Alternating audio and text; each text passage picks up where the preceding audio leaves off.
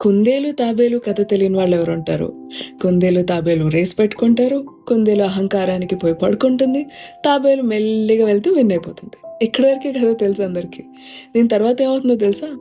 కుందేలు తను చేసిన తప్పు తను తెలుసుకొని తాబేలునొచ్చి ఇంకొక్కసారి రేస్ పెట్టుకుందాం అని అడుగుతుంది. తాబేలు సరే అంటుంది. ఈసారి కుందేలు చాలా ఫాస్ట్‌గా పరిగెట్టి విన్ అయిపోతుంది. దీన్ని బట్టి ఏం తెలుసుకోవాలి?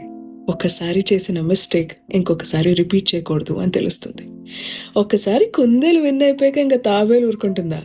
సరే ఈసారి ఇంకొక రేస్ పెట్టుకుందాం, కానీ రూట్ ఏంటో నేను డిసైడ్ చేస్తాను అన్నట్టుంది. మంచి నీటి ప్రవాహం ఉన్న చోట ఆ రేస్ని పెడుతుంది.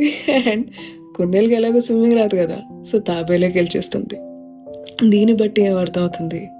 స్ట్రాటజీ ప్రాపర్గా ఉంటే ఎంత టఫ్ కాంపిటీషన్లో అయినా మనం గెలవచ్చు అని అర్థమవుతుంది. కాసేపు పోయాక ఇద్దరు గెలిచేశారు కదా, సరే ఓ పని చేద్దాం, ఈ రేస్ ఇద్దరం కలిసి ఫినిష్ చేద్దాం అని అనుకుంటారు. నేల మీద ఉన్నంతసేపు కుందేలు తాబేలుని ఎత్తుకుని పరిగెడుతుంది. నీటిలో ఉన్నంతసేపు తాబేలు మీద కుందేలుండి నీటి ప్రవాహం దాటేస్తారు. ఇద్దరూ గెలిచిపోతారు. దీన్ని బట్టి ఏం తెలుస్తుంది? ఒకవేళ మన స్నేహితులు మన తోడిస్తే అందరం గెలిచేయచ్చు అని అర్థమవుతుంది.